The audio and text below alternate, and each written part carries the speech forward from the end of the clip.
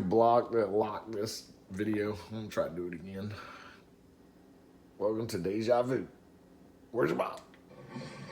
Here's a document from the Rockefeller Foundation. Rockefeller Foundation, right there. You can zoom in on that where my finger is. It's called Scenarios for the Future International Development, the Rockefeller Foundation. All right. Okay. Let's take a look at what they're saying here. This is something like a 50, 60-page document. I'd like you to go to page 18, if you can look at this up on the internet, but I'll read it off to you. It's called lockstep, lockstep. And this is a phrase that I used right after 2001 when I saw the entire system of the United States, including the population, were in lockstep.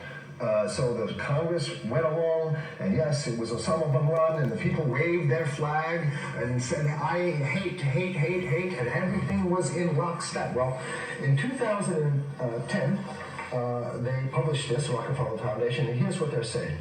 They're saying that they call it a scenario. These are scenario narratives, and they speak about it in the past tense. So they put out this scenario, lockstep. A world of tighter, top-down government control and more authoritarian leadership with limited innovation and growing citizen pushback.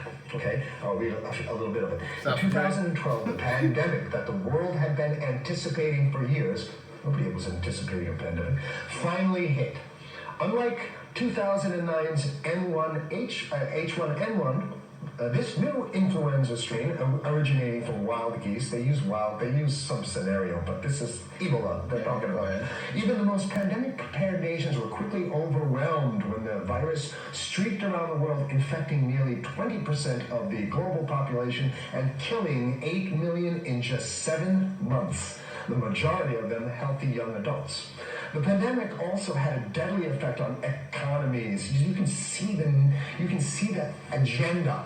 Just 2014 raw, naked control agenda written down, and it's anybody's guess how this becomes effectuated in real life. So whether this is written specifically as marching orders or whether people take it upon themselves in the intelligence networks to say, okay, well, this has been produced, so this is the plan here. But these narratives have to be written in advance because the intelligence agencies don't know how to do these narratives. They need help. So these think tanks, they come up with these like Rand Corporation, Rockefeller Foundation.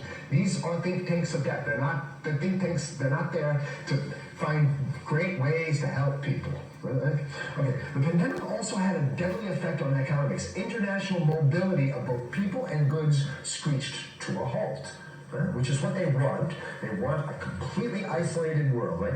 Debilitating industries like tourism and breaking global supply chains. Well, of course they want tourism stopped because they're not in the tourism business. And they want you at home, in your house, in front of the TV, and they got you. Because once you watch the TV, they own your soul. Even locally, they say we're on television.